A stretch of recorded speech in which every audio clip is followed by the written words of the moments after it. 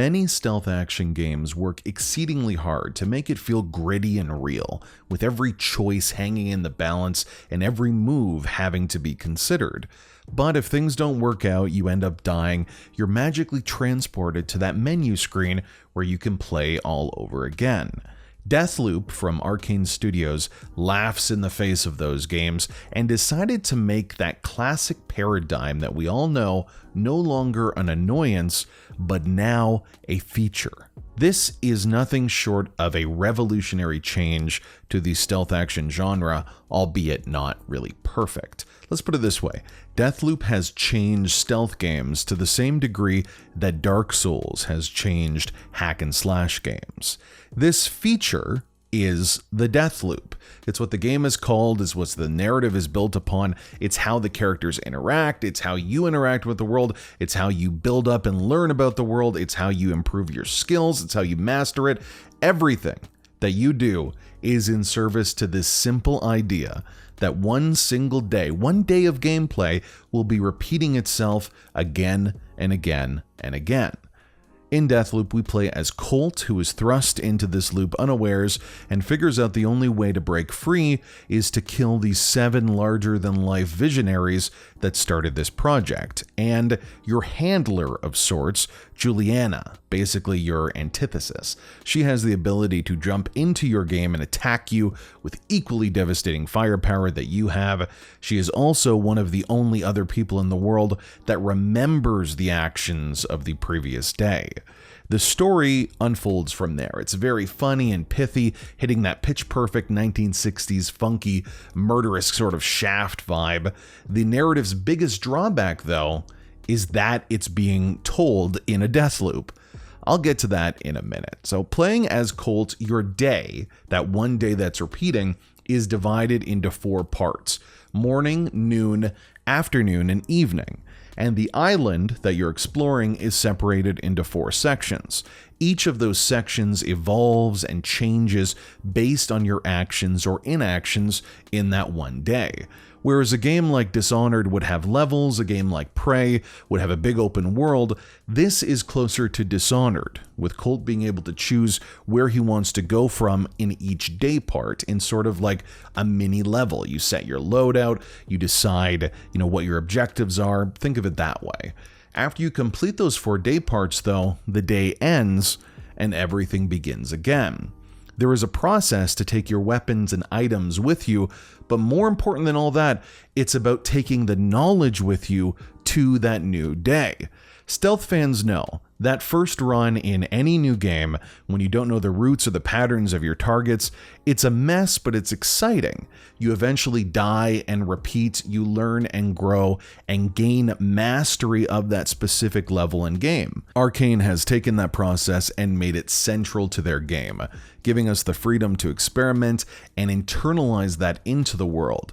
It seems like a simple idea, but this inclusivity makes everything feel so much more immersive and addicting. It really is a meta experience, as Colt will make some of the same comments that players would, remembering the patterns and learning what his targets know for the next loop. As for what Colt uses to kill, there's tons of different weapons and powers.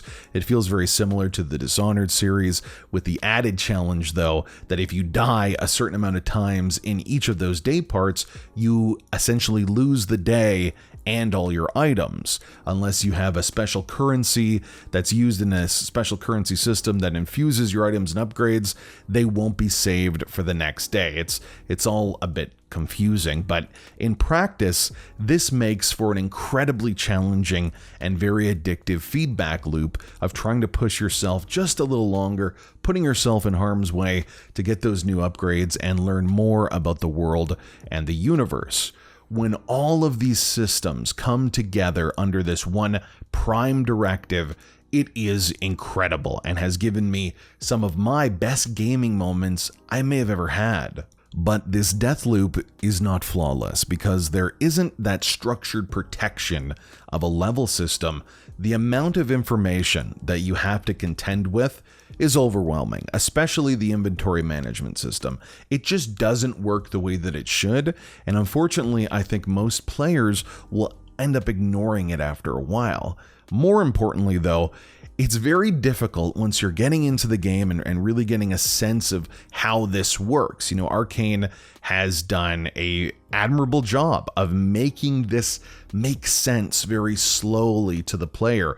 The first tutorial levels, I think, last upwards of an hour to an hour and a half, but 5-6 hours in, 10 hours in, it's very difficult to remember exactly what you're trying to accomplish in each loop. Just imagine every mission in a game, let's say like Dishonored 2, all happening at the same time, all of those objectives and side stories changing and adapting based on the player's choices, and then repeating with even more slight changes based on what the player has learned in the previous iteration.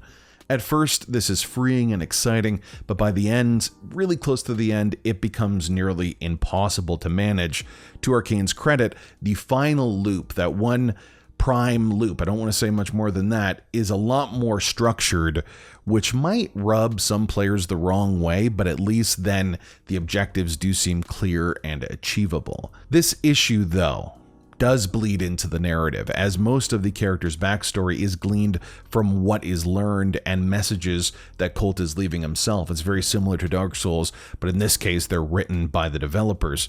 It's cool and different, and I'm really glad that they made these choices, because there's nothing better than discovering the secrets yourself. But even with my very thorough playthrough, I feel like I was maybe missing some really important story beats that made the ending not as powerful as it should have been. Now, all of this is to say that Deathloop dares to try something different, something bold. It's revelatory in all the right ways and the wrong ways, but I haven't played a game since maybe Disco Elysium that celebrates every system, every story beat, every pixel in such a loving way and asks you to do the same.